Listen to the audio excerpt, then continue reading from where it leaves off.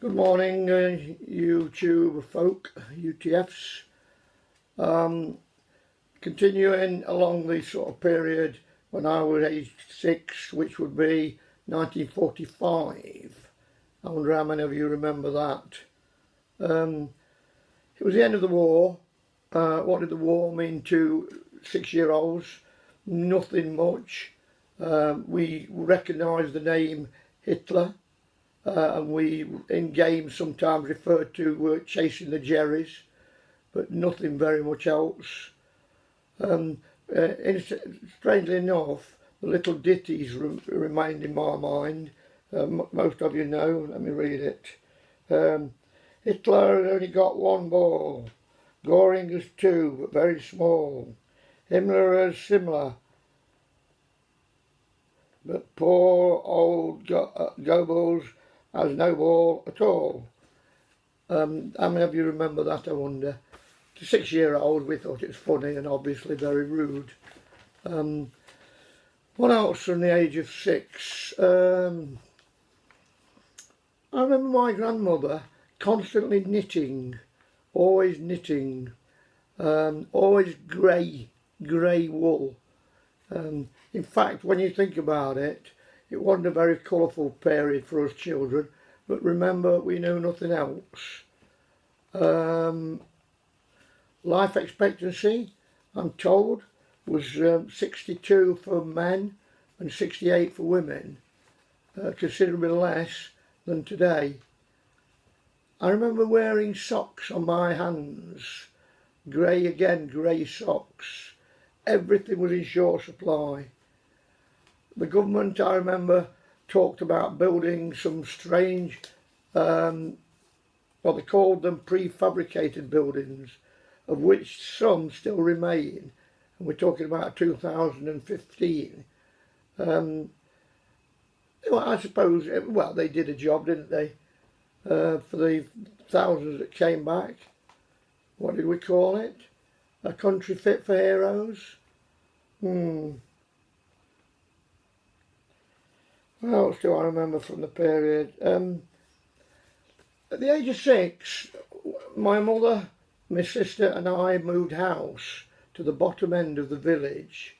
There were terraced houses, Victorian, not very special at all, but to us it was novel, it was different and it was home. They had no bathrooms. You used a tin bath which you took out once a week in the back garden. Not very, very primitive in fact, not luxurious in the least, but again it was all we knew. As in fact, a matter of interest, one of my friends, his father during this period put a bath in. This was done because houses with baths weren't pulled down, and it stood like that. It may even still be there, and the bath actually was never connected. How strange, how primitive of the local council not to be more aware.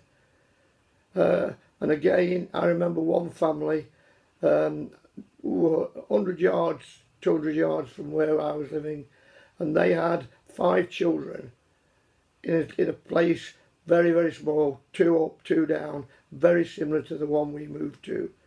They had a daughter, the oldest daughter, who was still there when these houses, no, they weren't demolished, but the people were rehoused, and their daughter was 21. Imagine nowadays sleeping 2 to a bed and 3 to a bed as children. But as I say, it's all we knew. The houses that we'd moved to, gas mantle, went with a plopping sound if I remember right. Silverfish, little silverfish always running round the hearth. An open fire. The house itself quite damp, quite cold. I remember we used a top coat on top of the bed itself, on the covers, for extra warmth. Yeah, happy days, I suppose. We were happy. I can remember doing puzzles and things in front of the fire at night. The main memory is strange actually. It was what was called the Night Riders, men who came round on a Friday night emptying the toilets. Now the toilet was a pan underneath where you sat down the garden, two toilets, two little wooden block stroke shed if you like, right down the garden. Pretty frightening at night, the sort of place you drop Teddy in down the hole. I remember my sister doing it more than once, and Teddy would then sit in front of the fire and to be dried out. The local people tried to stop these so-called night riders, especially delivering when we got visitors, not just us.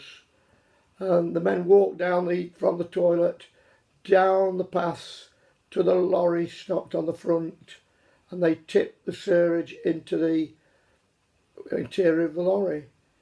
The smell was quite horrific, and it wasn't very nice.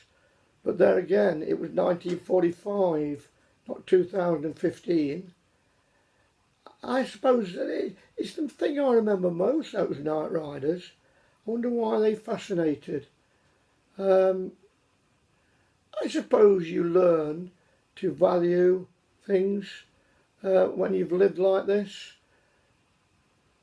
We weren't unhappy. The houses have now gone. I'll see if I can dig a photo out. There are two quite nice houses standing now where 5 small cottages stood. I don't know. From such memories, I suppose we mould our lives in the future. It's something you never forget. Very austere times, but not unhappy. This is number 3, YouTubers. I don't know how I'm doing. If you like to tell me, you're very welcome. Always when I move away now, I'll remember things I meant to say. But I'm only a learner, you know. Until the next time, goodbye.